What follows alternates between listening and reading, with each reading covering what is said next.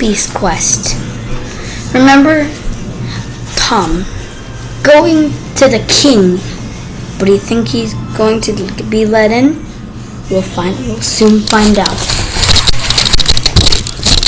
In Chapter 2, Ferno, the Fire Dragon. The journey to the city.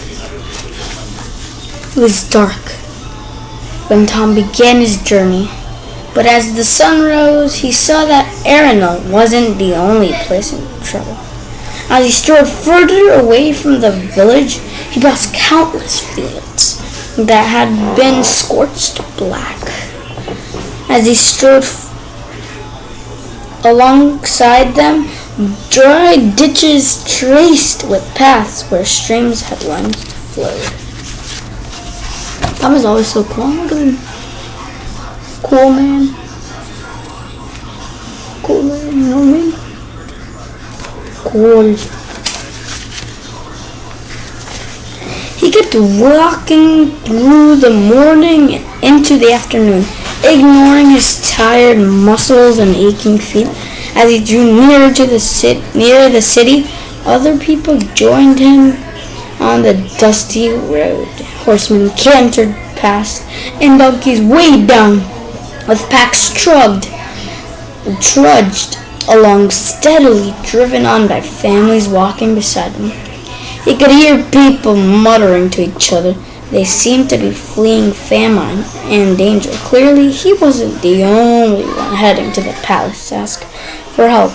Tom started to walk faster. The towering city gates stood before him at last. They were wide open. As he passed through them, Tom felt a new surge of energy.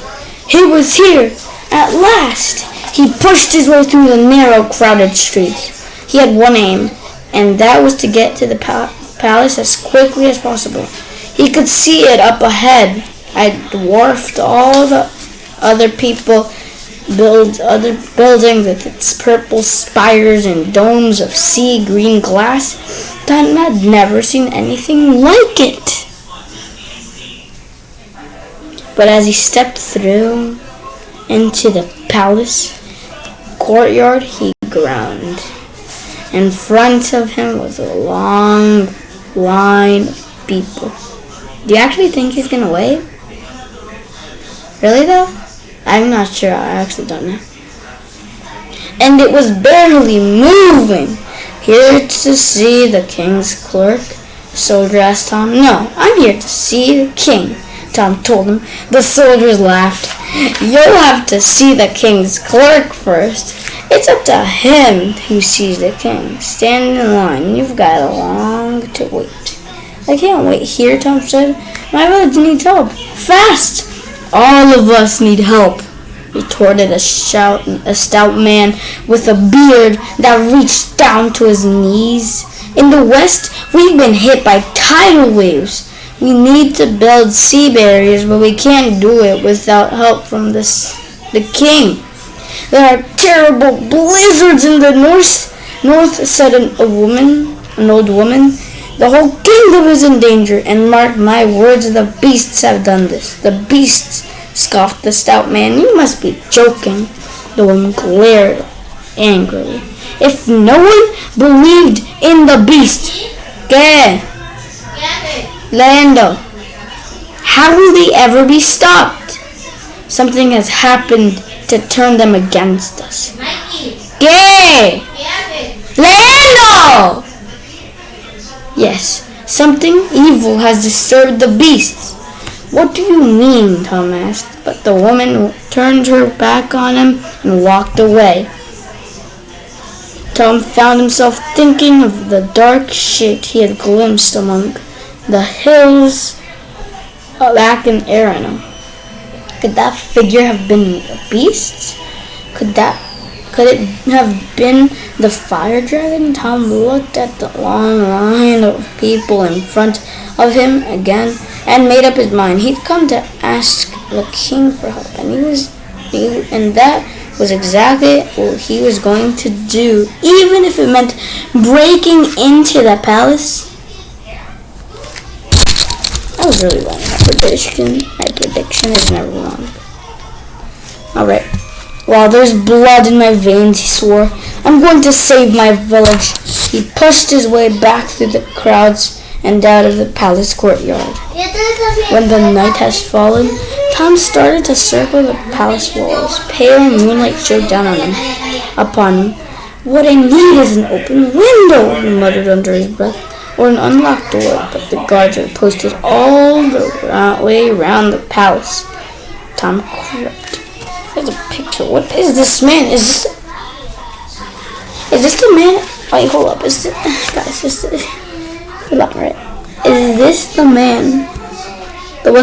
The footman that's coming? That was the helper of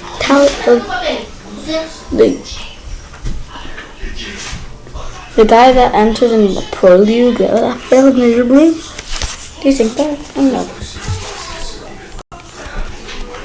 Towards the eastern gateway, but it was manned by two burly men in brown uniforms. Suddenly there was a sound of running footsteps behind Tom. A ragged lad stumbled out of the dark night. Opening the gates, the boy shouted hoarsely. He was around Tom's age and was covered in dirt.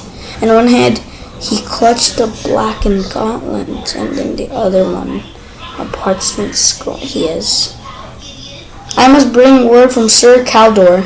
I must see the king. It was. The guards opened the gates, leaving them ajar, and ran to help the boy. Tom felt a thrill of hope running through his body. Fortune was on his side. This is it, he thought. This is my chance to save Arino. He broke in. Find out more. Chapter 3. The King's Court. I look cursed. It's so black. There. Not really though.